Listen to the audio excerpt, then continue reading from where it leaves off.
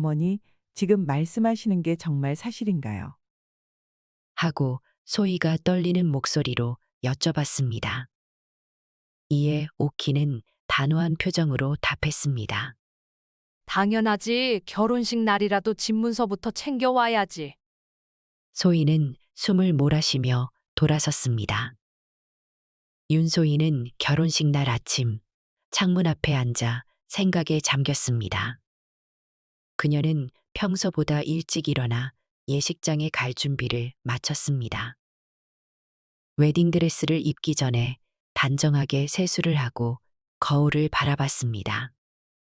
떨리는 마음이 눈빛에 고스란히 비쳐 보였습니다. 곧 평생의 동반자가 될 최민준과 함께 새로운 가정을 꾸릴 예정이었지만 마음 한켠이 편치 않았습니다. 그 이유는 바로 시어머니 박오키 때문이었습니다. 오키는 결혼이 성사된 이후부터 집안 문제에 간섭했습니다. 특히 신혼집 문제를 두고 여자는 결혼할 때 반드시 집문서를 챙겨와야 한다.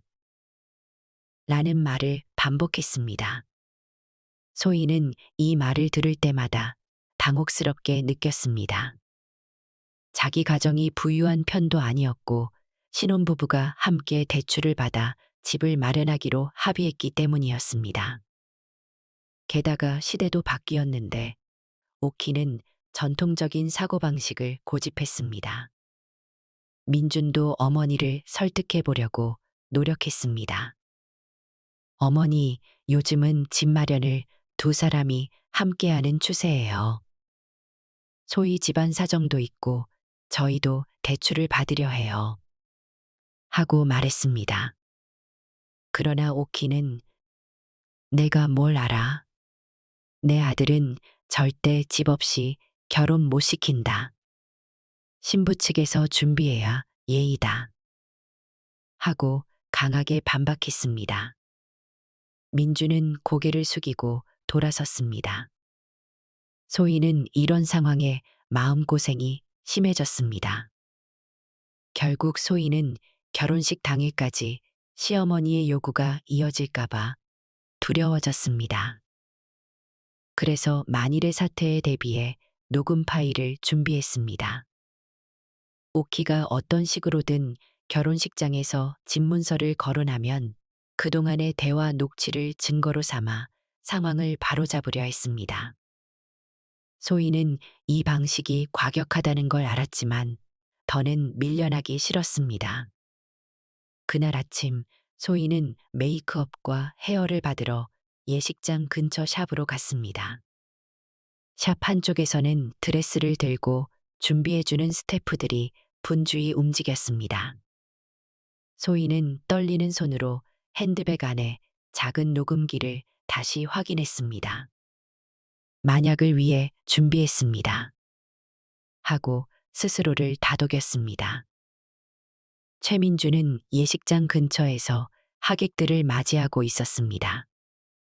그는 깔끔한 검정 정장을 차려입고 하객들에게 일일이 인사를 건넸습니다. 오셔서 감사합니다. 잘 들어가 주세요. 하고 말했습니다. 그는 환하게 웃었지만 마음은 잔뜩 긴장했습니다. 어머니가 오늘 어떤 행동을 할지 알 수 없었기 때문이었습니다. 민주는 잠시 짬이 났을 때 신부 대기실 앞까지 가서 소희의 얼굴을 살폈습니다. 소희는 하얀 드레스를 입고 있었고 친구들과 이야기를 나누는 중이었습니다. 얼굴이 조금 창백해 보였지만 애써 미소를 짓고 있었습니다. 민주는 지금 괜찮아 하고 조용히 속삭였습니다. 소희는 고개를 끄덕이며 작은 목소리로 녹음기 준비해뒀습니다. 걱정 마세요. 하고 답했습니다.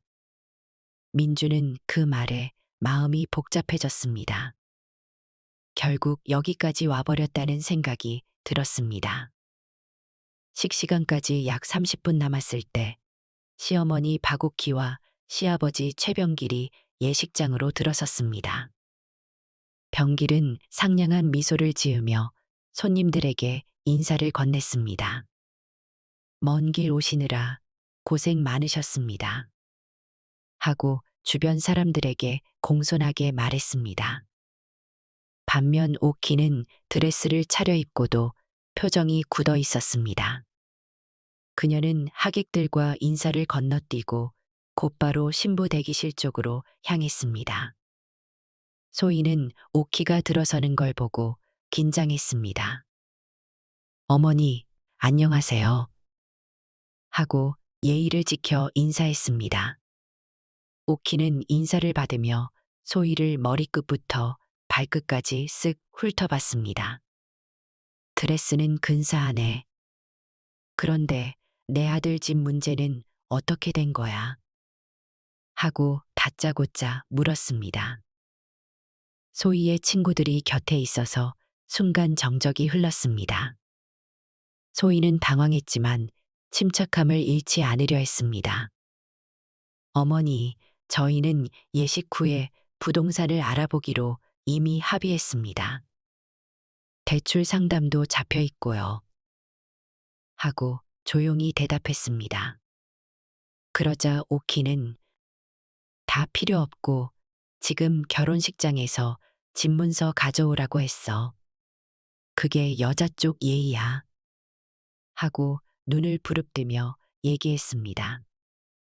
친구들은 당황해서 서로 눈치를 봤습니다. 소희는 차분한 목소리로 어머니, 제게는 그런 집문서가 없습니다. 그리고 집은 함께 마련할 계획입니다. 하고 답했습니다. 오키는 한껏 실망한 표정으로 혀를 찼습니다. 이래서야 우리 집 가문이 서겠니? 민준이가 불쌍해서 어떻게 하니? 하고 혼잣말처럼 중얼거렸습니다. 소희는 가슴이 내려앉았습니다. 친구들은 분위기를 풀기 위해 오키에게 어머니, 앉으셔서 쉬세요. 하고 자리를 제안했습니다. 오키는 자리도 마다하고 곧바로 밖으로 나갔습니다. 소희는 숨을 고르며 속으로 생각했습니다. 이따가 결혼식 본식에서 또 무슨 말을 하려나. 준비해둔 녹음기 써야 할지도 모르겠습니다. 하고 걱정했습니다. 예식은 예정대로 시작했습니다. 사회자는 신랑과 신부가 입장하기 전 간단한 영상과 함께 오프닝 멘트를 전했습니다. 하객들은 자리에 앉아 두 사람의 사랑 이야기를 담은 사진 영상을 지켜봤습니다. 스크린에는 함께 여행했던 모습, 데이트 장면이 순차적으로 비춰졌습니다. 모두가 흐뭇하게 바라보는 가운데 신부 입장 음악이 울려 퍼졌습니다.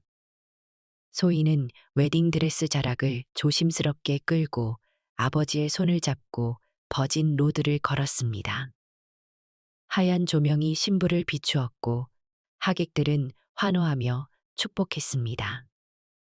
민주는 단상에 서서 긴장된 표정으로 그녀를 맞이했습니다. 두 사람은 천천히 서로를 바라봤습니다. 소희는 오늘 하루만은 행복해야 합니다. 하고 다짐했습니다. 곧 신부가 단상에 섰고 사회자가 이제 양가 부모님께 인사를 드리겠습니다. 하고 안내했습니다. 소희와 민주는 부모님 앞에 나란히 섰습니다. 민준의 아버지 병길은 차분한 미소를 지으며 고개를 끄덕였습니다. 그러나 오키의 눈빛은 여전히 차가웠습니다. 그 모습이 하객들에게도 드러났습니다. 두 사람이 차례로 양가 부모님께 큰절을 하고 자리에 돌아섰습니다. 그리고 주례 선생님인 이동근이 단상 앞으로 나왔습니다.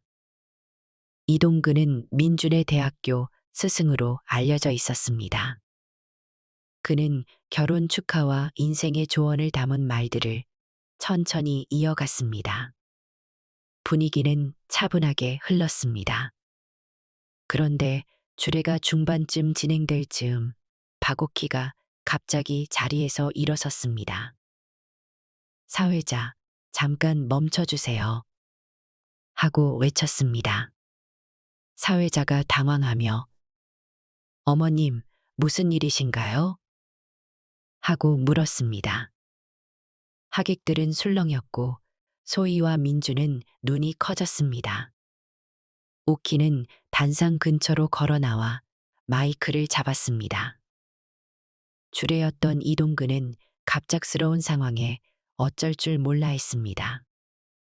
여기 계신 분들, 오늘이 우리 아들 결혼식이니 저는 한 말씀 드리고 싶어요. 오키는 그런 말로 시작했습니다. 소희는 이미 가슴이 벌렁거렸습니다. 오키가 사람들 앞에서 집문서를 요구할까봐 두려웠습니다. 그녀는 혹시 몰라 드레스 속 주머니에 넣어둔 녹음기를 살짝 만졌습니다. 이 결혼 잘 된 것 같지만 한 가지 빠진 게 있어요. 바로 집 문제입니다. 우리 집안은 그동안 며느리가 집문서를 가져오는 전통이 있었어요. 그런데 오늘까지도 그게 준비되지 않았네요. 오키는 서운하다는 듯 목소리를 높였습니다. 하객들 사이에서 의아한 표정이 번졌습니다. 집문서라니 설마 결혼식장에서? 하는 중얼거림이 들렸습니다. 소희는 떨리는 손을 붙잡으며 민준을 쳐다봤습니다. 민준은 얼굴이 새하얗게 질려 있었습니다. 주례 이동근은 이 상황이 당혹스러운지 계속 눈치를 보며 말을 잇지 못했습니다. 어머님, 조금 더 차근차근 말씀하시죠. 하고 사회자가 겨우 말했습니다. 오키는 아랑곳하지 않고 사람들 다 있는 자리에서 얘기해야 알아듣지 않겠어. 우리 민준이가 고생 많았는데 신부 쪽에서 집 하나도 준비 못했으니 지금이라도 집문서를 가져와야 해요.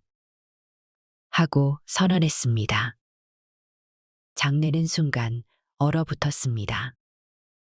소희의 부모님은 뒤늦게 사태를 파악하고 당황스러운 표정을 지었습니다.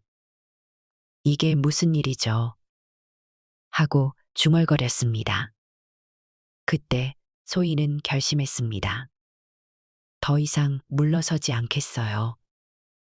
하고 마음먹었습니다.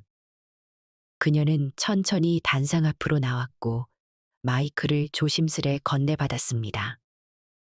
오키는 그래, 할 말 있어?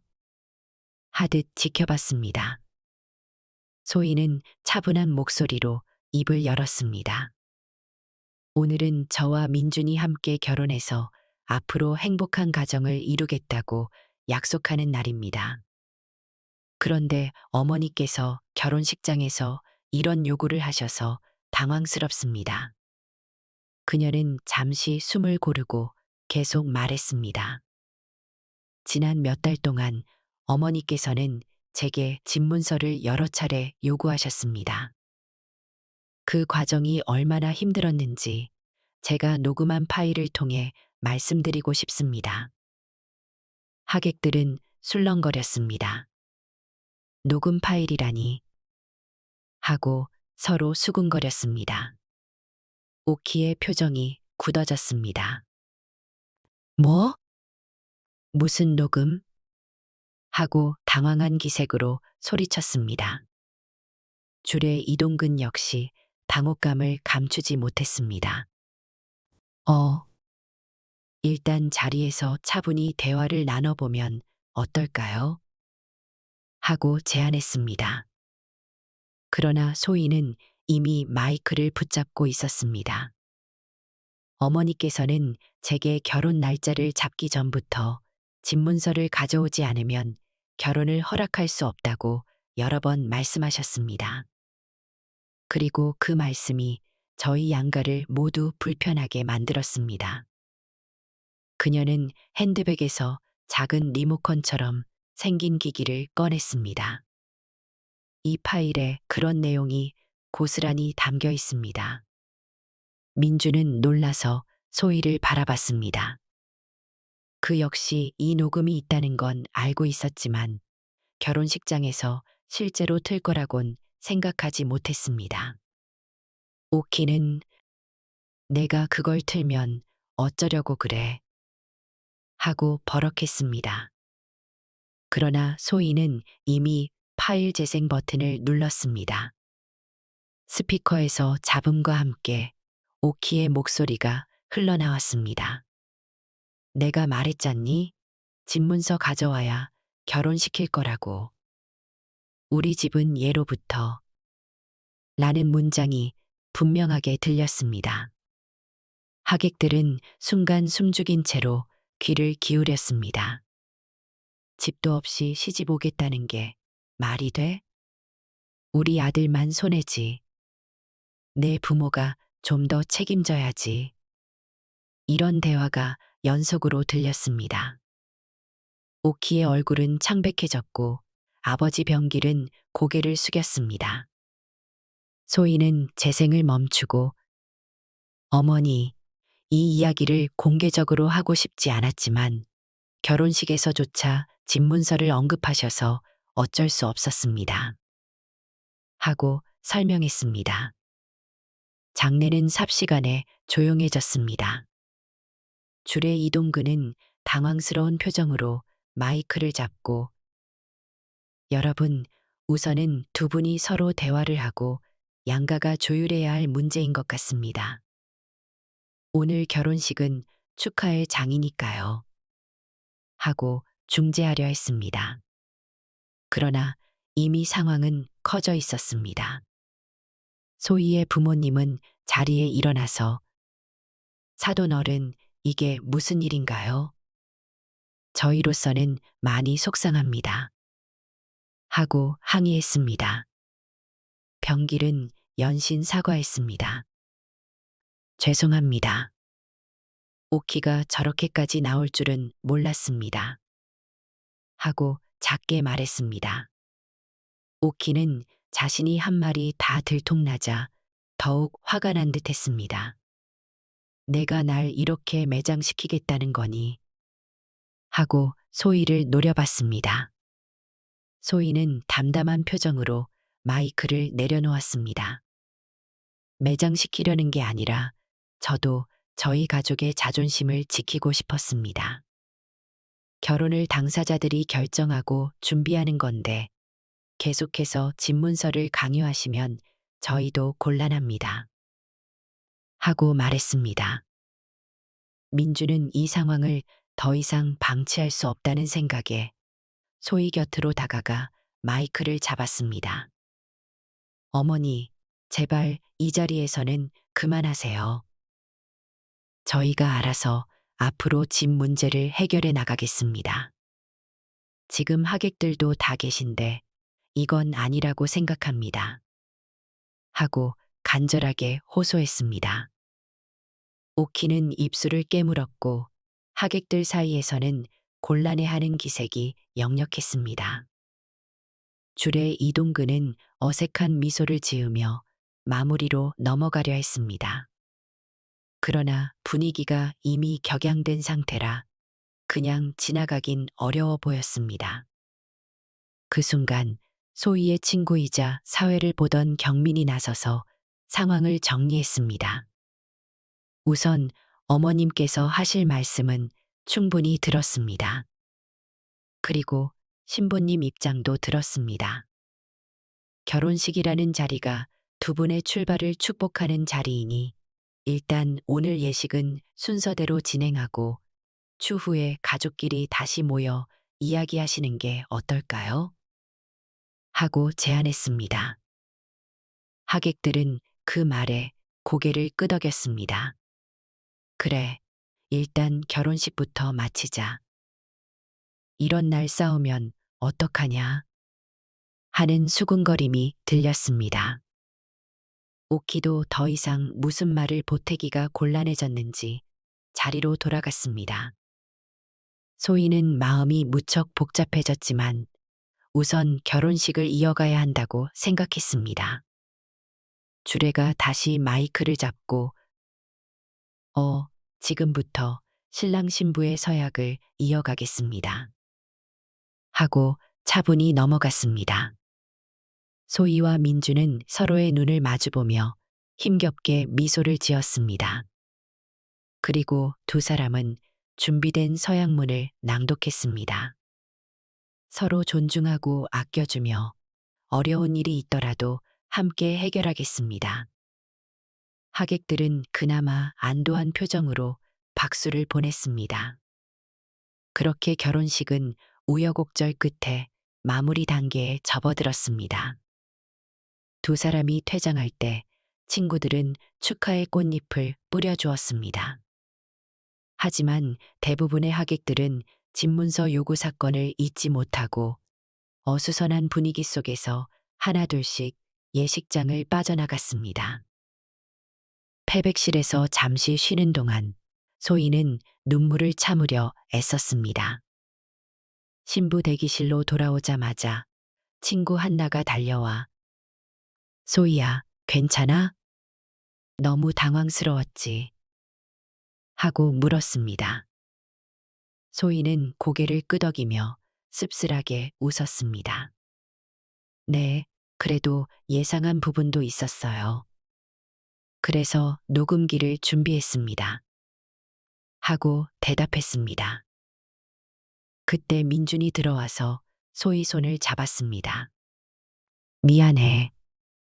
어머니가 그런 식으로까지 할 줄 몰랐어. 소희는 가만히 민준의 손을 쥐었습니다. 이 일이 내 탓이라고 생각하지 않습니다. 다만 앞으로 우리가 어떻게 해나갈지가 중요하겠죠. 하고 힘겹게 말했습니다. 민주는 깊이 한숨을 내쉬며 당분간 어머니랑 떨어져 지내자. 우리 둘만의 공간을 잡아서 살면 돼. 꼭 큰 집이 아니어도 월세든 전세든 부담 가능한 선에서 시작하자. 하고 제안했습니다. 소희는 그 말에 조금 안도했습니다. 그래도 괜찮을까요? 어머니가 또 난리를 치시지 않을지. 하고 우려했습니다. 이미 터질 건 다 터졌습니다. 이제는 내가 막아서라도 소희를 지키겠습니다. 하고 민준이 결심한 듯 말했습니다. 소희는 고마워하며 앞으로의 삶을 어떻게 꾸려나갈지 여러 생각에 빠졌습니다. 결혼식이 끝나고 피로 연장에서도 오키의 이야기가 심심치 않게 거론됐습니다. 친척들과 손님들은 도대체 왜 결혼식에서 저렇게까지 했을까? 하며 고개를 절레절레 흔들었습니다. 일부는 자식한테 저렇게 공개적으로 체면을 구기게 하면 어쩌냐? 하고 비판했습니다. 병길은 그 사이를 다니며 연신 사과했습니다. 죄송합니다. 식을 망쳐버렸네요. 하고 말했습니다. 소희 부모님도 언짢은 기색이었지만 크게 싸우고 싶지는 않아서 조용히 자리를 지켰습니다. 가까운 친척들은 소희의 부모에게 다가와 마음 쓰지 말고 신혼부부 잘 살 수 있게 도와주면 된다. 저런 사람들 종종 있다. 하며 달랬습니다. 소희 아버지는 고개를 끄덕이면서도 속으로는 씁쓸함을 감추지 못했습니다. 결국 피로연도 썰렁하게 마무리됐고 신랑 신부는 예정된 일정에 따라 신혼여행지로 떠나기로 했습니다. 민준과 소희는 공항으로 이동하기 전 간단히 인사를 나눴습니다. 오키는 웬일인지 끝까지 모습을 드러내지 않았습니다. 아마 화가 나서 들어가신 듯합니다. 하고 병길이 귀띔했습니다. 민주는 집 문턱에서 아버지와 짧게 대화를 나눴습니다. 아버지, 어머니 좀 부탁드립니다. 저희가 돌아오면 다시 상의해 보겠습니다. 병길은 고개를 끄덕이며 힘겹게 미소를 지었습니다. 그래라. 새신랑이 됐으니 신부에게 잘해주고 여행 잘 다녀와라. 민주는 짐을 들고 차에 탔습니다. 소희도 조용히 기내 가방을 챙겨 뒤따랐습니다. 신혼여행지에서조차 소희는 완전히 마음을 놓지 못했습니다. 휴양지의 멋진 풍경도 눈에 들어오긴 했지만 시어머니가 만들어낸 상처가 생각보다 컸습니다. 함께 바다를 걷다가도 민준아, 정말 우리 결혼 생활 괜찮을까? 하고 물어봤습니다. 민주는 걱정 마. 우리만 굳건하면 어머니가 아무리 집문서를 강요해도 한계를 넘어서지 못할 거야. 하고 위로했습니다. 그래도 두 사람은 신혼여행의 즐거움을 최대한 만끽하려 노력했습니다. 맛있는 현지 음식을 먹고 해변을 산책하며 서로의 손을 꼭 잡았습니다. 밤이 되면 함께 와인을 마시고 앞으로 어떻게 살지 대화했습니다. 우선 전세든 월세든 적당한 집을 구해서 나가자. 하고 민준이 제안했습니다. 소희도 그래야 마음 편할 것 같습니다. 당분간은 어머니와 거리감을 두고 싶네요. 하고 솔직한 마음을 털어놨습니다. 그렇게 일주일의 신혼여행을 마치고 한국으로 돌아왔을 때 공항에서 이들을 맞이한 건 아버지 병길 뿐이었습니다. 오키는 나오지 않았습니다. 병길은 차에 타자. 어머니가 아직 화가 덜 풀린 것 같다. 하고 말했습니다. 소희와 민주는 그 말에 고개를 끄덕였습니다. 일단 집에 들러 짐 정리만 하고 저희가 곧바로 방 알아볼게요. 하고 답했습니다. 신혼부부가 집에 도착했을 때 오키는 거실 소파에 앉아 TV를 보며 팔짱을 낀 채 있었지만 표정은 무표정했습니다. 왔어. 하고 짧게 인사했을 뿐이었습니다. 소희는 다녀왔습니다. 여행 잘 보냈습니다. 하고 예의를 지켰습니다. 민주는 어머니, 그동안 안녕하셨어요. 하고 다가가려 했지만 오키는 몸을 돌려버렸습니다. 민준과 소희는 불편함을 느꼈습니다. 집안 공기가 살벌했습니다. 짐을 안방에 잠시 놔두고 나왔는데 오키가 갑자기 그 녹음 파일 너 아직도 갖고 있니? 하고 소희에게 물었습니다. 소희는 순간 몸이 굳었지만 침착하게 답했습니다. 네, 있습니다. 오키는 눈살을 찌푸렸습니다. 그걸 무슨 용도로 쓰려고? 하고 따지듯 물었습니다. 용도라기보다는 혹시 또 압박을 받게 되면 제 입장을 설명하려고 녹음해뒀습니다. 소희는 담담히 말했습니다. 오키는 대꾸하지 않고 다시 TV 화면으로 시선을 돌렸습니다. 내 마음대로 해. 어쨌든 내 입장은 변함없어. 하고 중얼거렸습니다. 민준이 옆에서 어머니, 제발 그만 좀 하세요. 저희 알아서 살겠습니다. 하고 간곡히 부탁했습니다. 오키는 대답 대신 리모컨을 꾹 누르며 볼륨만 높였습니다. 그날 저녁 소희와 민주는 방에 들어가서 부동산 매물을 검색했습니다. 월세든 전세든 둘이 감당할 수 있는 범위에서 집을 구하려 했습니다. 내일 부동산 한 군데 들러보겠습니다. 하고 민준이 말했습니다. 소희도, 저도 직장 근처로 알아보겠습니다. 하고 각자 움직이기로 했습니다. 다음 날 두 사람은 부동산 여러 곳을 돌아다녔습니다. 신혼부부에게 적당해 보이는 깔끔한 오피스텔이나 작은 아파트를 살펴봤습니다. 예산이 넉넉하지 않았지만 열심히 발품을 팔면 방법이 있을 거라고 믿었습니다. 소희는 나중에 조금씩 저축해서 언젠가 내 집을 마련하자 하고 희망을 이야기했습니다.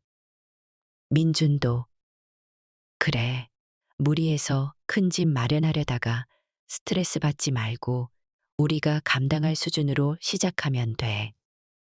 하고 화답했습니다. 한편 병길은 집에서 오키를 달래려 애썼습니다.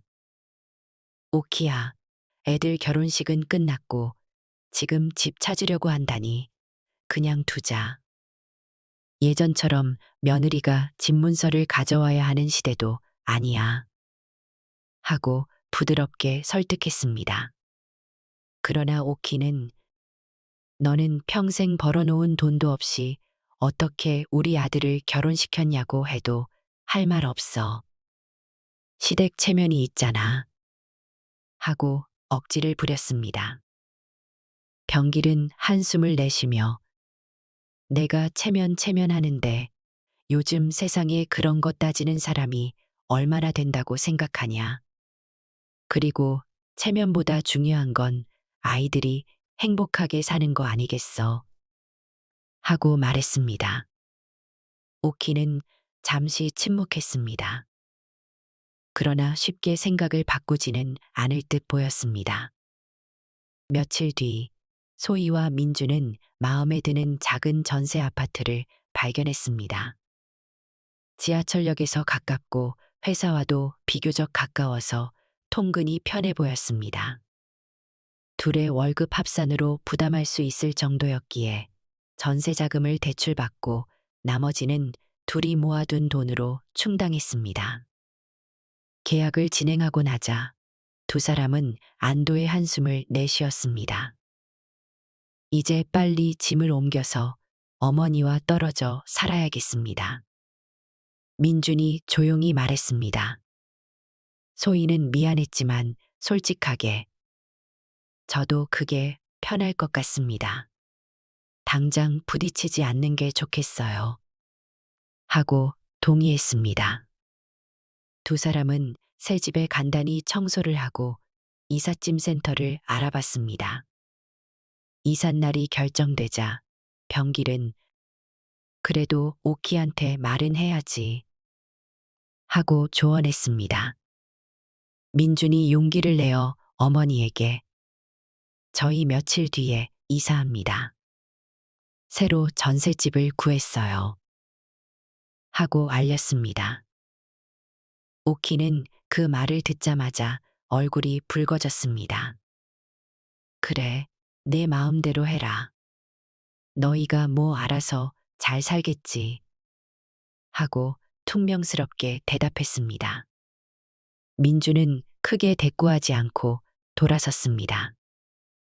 소희는 이사 직전 마지막으로 시댁에서 식사를 함께하며 인사를 드렸습니다. 오키는 별말 없이 반찬을 집어먹을 뿐이었습니다. 식사가 끝나갈 즈음 소희가 조심스럽게 어머니, 저희 열심히 살겠습니다. 혹시라도 도움이 필요하면 말씀하세요. 하고 고개를 숙였습니다.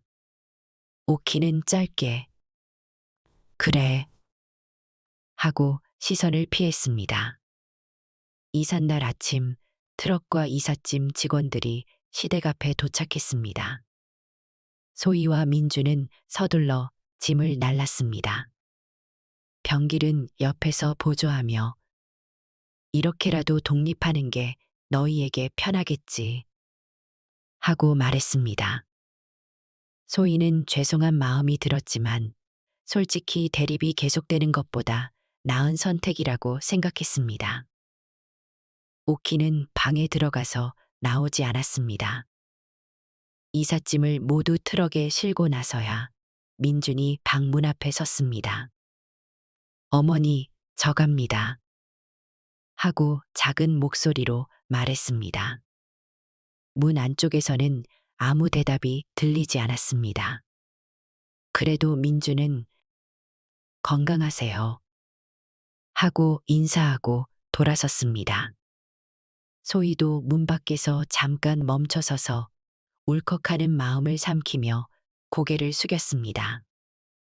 새 집에 도착해서 짐을 풀고 정리하느라 하루가 꼬박 걸렸습니다.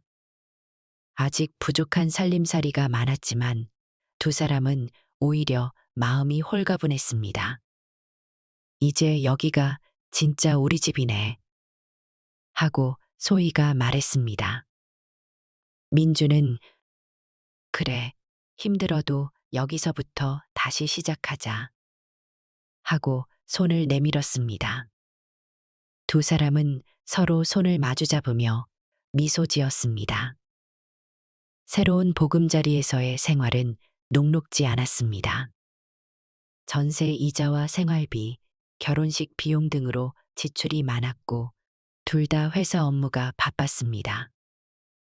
그러나 적어도 시댁의 압박 없이 집안을 꾸려갈 수 있다는 점에서 안도감을 느꼈습니다. 소희는 주말마다 밀린 빨래와 청소를 하면서도 그래도 내 공간이니 좋습니다. 하고 즐거워했습니다. 민주는 퇴근 후 늦게라도 설거지나 집안일을 도우려고 노력했습니다. 한편 오키는 주변에서 계속 말이 들려와 신경이 곤두서 있었습니다. 며느리가 대놓고 녹음을 틀었다던데 결혼식에서 그렇게 망신을 당했다면서? 같은 소문이 퍼졌습니다. 오키는 더욱 마음이 불편해졌습니다. 그럴수록 아들 내외에 대한 서운함이 쌓였습니다. 내가 그동안 희생해가며 키운 아들인데 고작 집문서 한 장 준비 못했다고 날 이렇게 만든다고? 하고 억울해했습니다. 병길은 이런 오키에게 너도 조금은 생각을 바꿔야 한다. 시대가 달라졌잖아. 며느리가 꼭 집을 가져와야 한다는 생각은 너무 옛날 방식이야.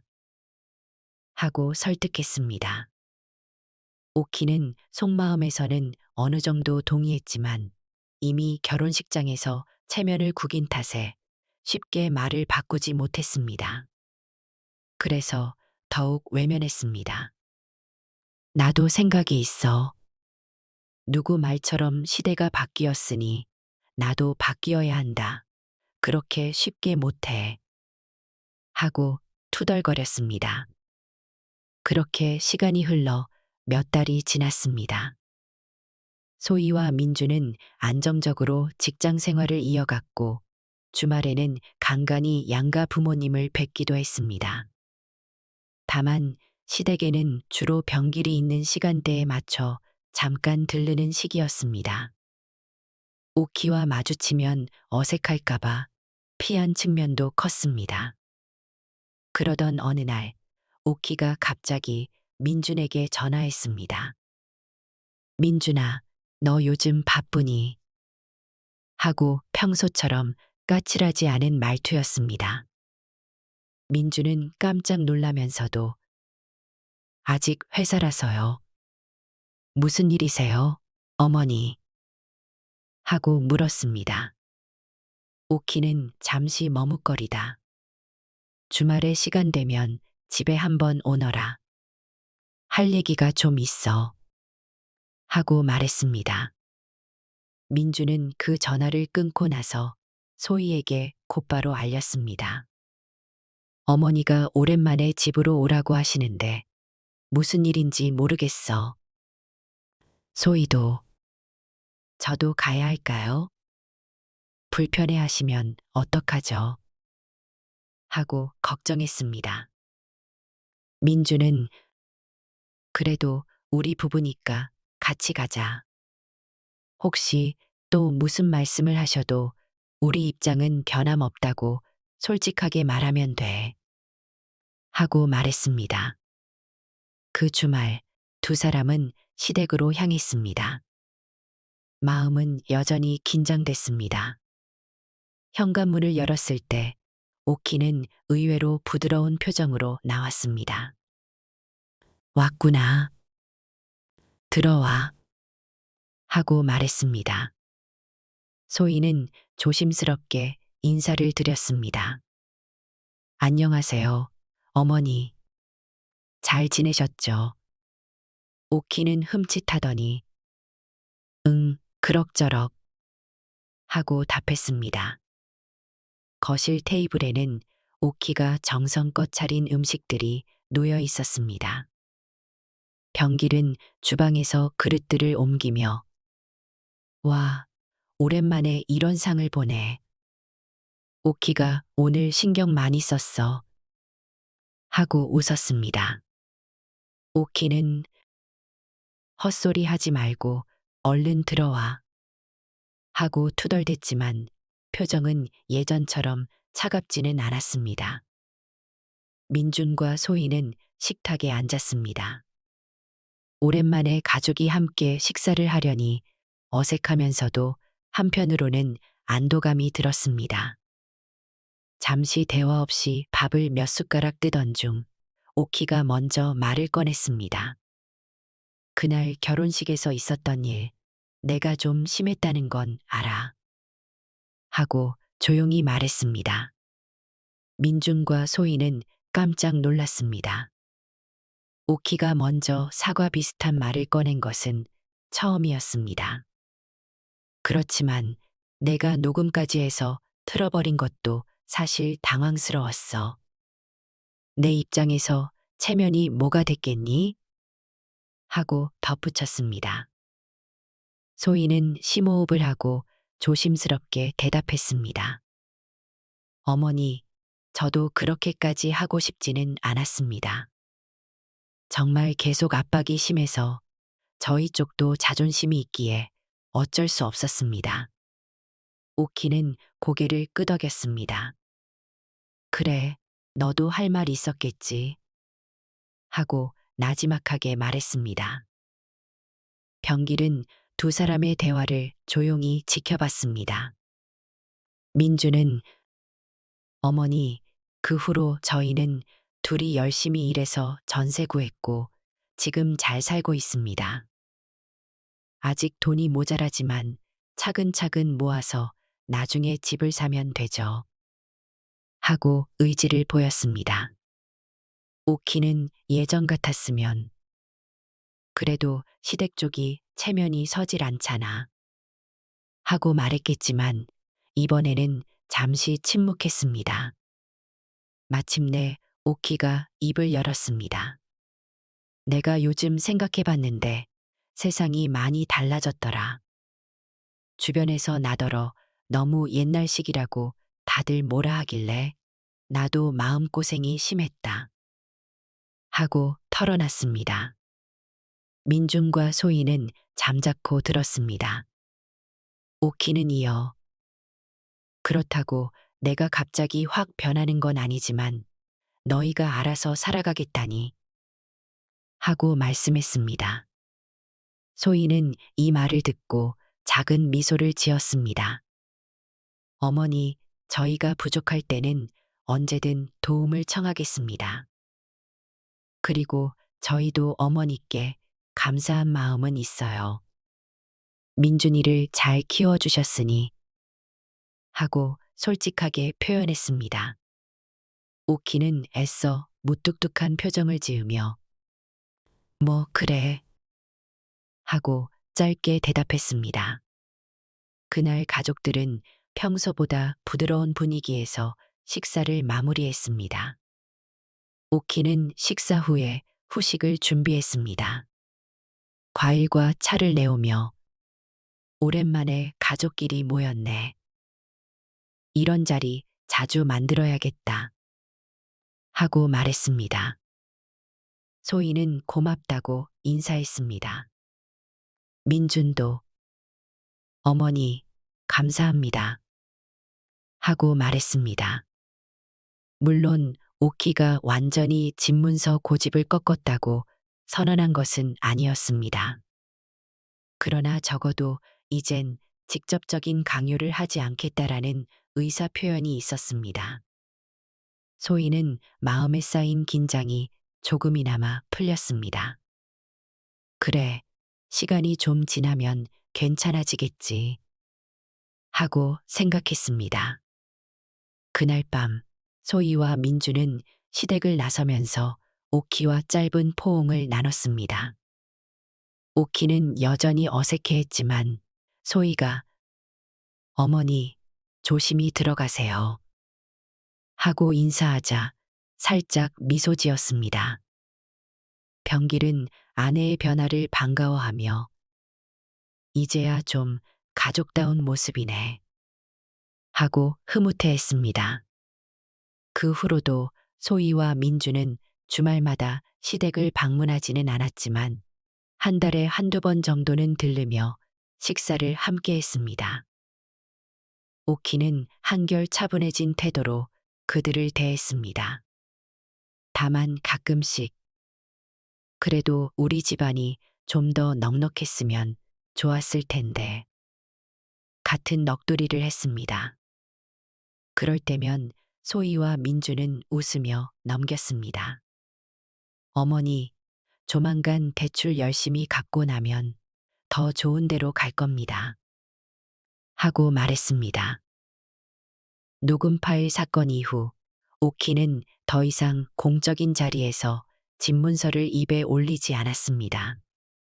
결혼식 날 주례까지 얼어붙게 만들었던 그 파문이 하객들도 어느새 각자 바쁜 삶으로 돌아가 그 일을 떠올리는 사람은 별로 없었습니다. 민주는 회사에서 승진 기회를 잡고자 열심히 일했습니다. 소희 역시 직장에서 좋은 평가를 받았고 부서 팀장으로부터 앞으로 너를 중요한 프로젝트에 배정하겠다 하는 말을 들었습니다.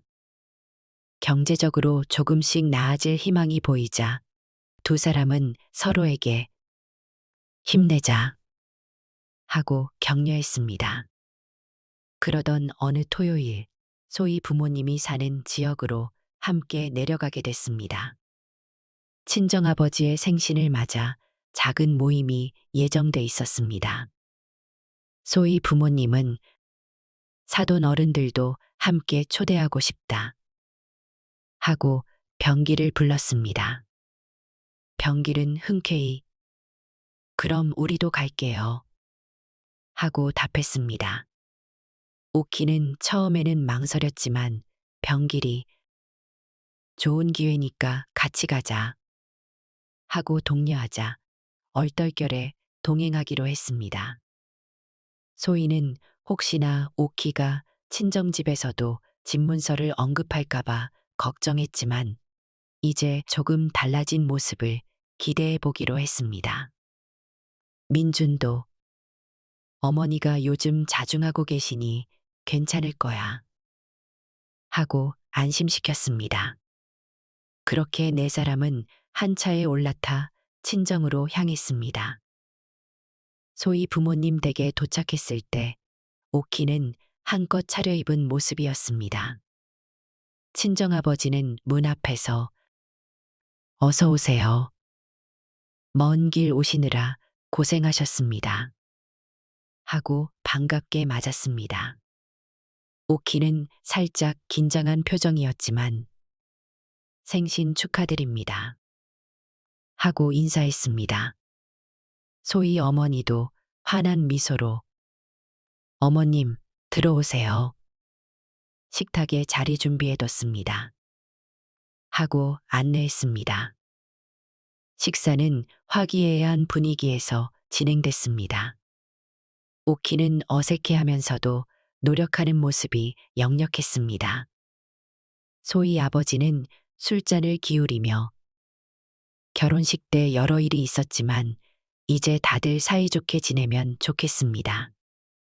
하고 건배 제의를 했습니다. 병길은 그러게 말입니다. 저도 미흡한 점이 많아 송구합니다. 하고 잔을 들어 올렸습니다. 다행히 오키는 별다른 갈등을 일으키지 않았고 친정 식구들과 비교적 부드럽게 대화를 나눴습니다. 따님이 요리도 잘하시죠. 우리 며느리가 가끔은 국도 맛있게 끓이더라고요. 이런 얘기가 오갔습니다. 소희는 그 장면을 보며 처음으로 정말 가족이 한자리에 모여 웃는구나 하고 감회에 젖었습니다. 시간이 흘러 어느덧 결혼한 지 1년이 지나갔습니다. 소희와 민주는 작은 전세 아파트에서 사이좋게 지냈고 모은 돈으로 대출 일부를 갚아 나갔습니다. 서로 각자 직장에서 자리도 잡았고 주말에는 여행을 가거나 맛집을 찾아다니며 추억을 쌓았습니다. 물론 오키가 완전히 바뀐 것은 아니었습니다. 가끔씩 너희 집은 이제 언제쯤 큰 평수로 옮길 생각이냐 하고 또 다른 잔소리를 늘어놓기도 했습니다. 그래도 이전처럼 결혼식장에까지 나서서 무리한 요구를 하지는 않았습니다. 소희와 오키는 천천히 서로를 이해하며 관계를 풀어가고 있었습니다. 한편 그 유명했던 녹음 파일은 어느새 소희의 핸드백 구석에 묻혀 있었습니다. 소희는 이젠 쓸 일이 없기를 바란다 하고 웃어 넘겼습니다. 민준도 우리 둘의 노력으로 어머니를 점점 설득해가면 되는 거잖아 하고 긍정적으로 생각했습니다. 주례를 맡았던 이동근은 얼마 전 민준에게 연락을 해서 그래도 다행이다. 그날 결혼식에서 내가 정말 식은땀을 흘렸었어. 두 사람 정말 잘 살고 있다니 기쁘다.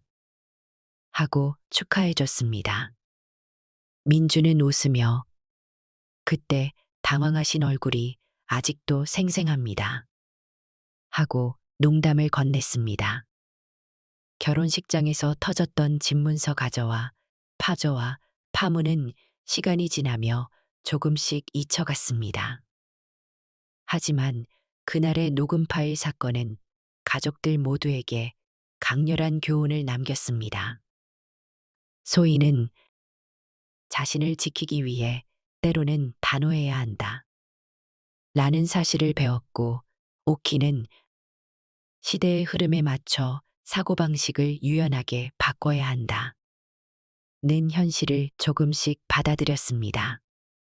민준과 소희는 작고 아늑한 전셋집에서 서로를 위로하며 미래를 그렸습니다. 언젠가 아이가 생기면 방이 하나 더 필요하겠지. 조금 더 경제적으로 여유가 생기면 그때 생각해보자. 하고 대화했습니다. 그들은 깨달았습니다. 결혼은 단순히 집문서나 물질로 결정되는 게 아니라 두 사람이 함께 걸어가는 과정이 중요하다는 사실을 말입니다. 한편 오키는 손주 소식을 기다리며 종종 전화를 걸어 건강은 괜찮니? 밥은 잘 챙겨 먹고 있지? 하고 안부를 물었습니다. 소희는 그럴 때면 네, 어머니. 걱정하지 마세요. 하고 웃으며 답했습니다. 오키의 목소리에는 예전보다 부드러운 기색이 묻어 있었습니다. 가족 관계가 조금씩 정상화되어 가고 있음을 그들은 느꼈습니다. 결국 집문서 한 장이 인생을 결정짓지 못한다는 진실을 모두가 깨달았습니다. 그리고 무엇보다 중요한 건 서로 이해하고 배려하며 함께 살아가는 자세임을 알게 됐습니다. 결혼식 날 얼어붙었던 주례의 순간은 지나갔지만 그들은 조금씩 더 나은 가족이 되기 위해 노력했고 그 노력은 결코 헛되지 않았습니다.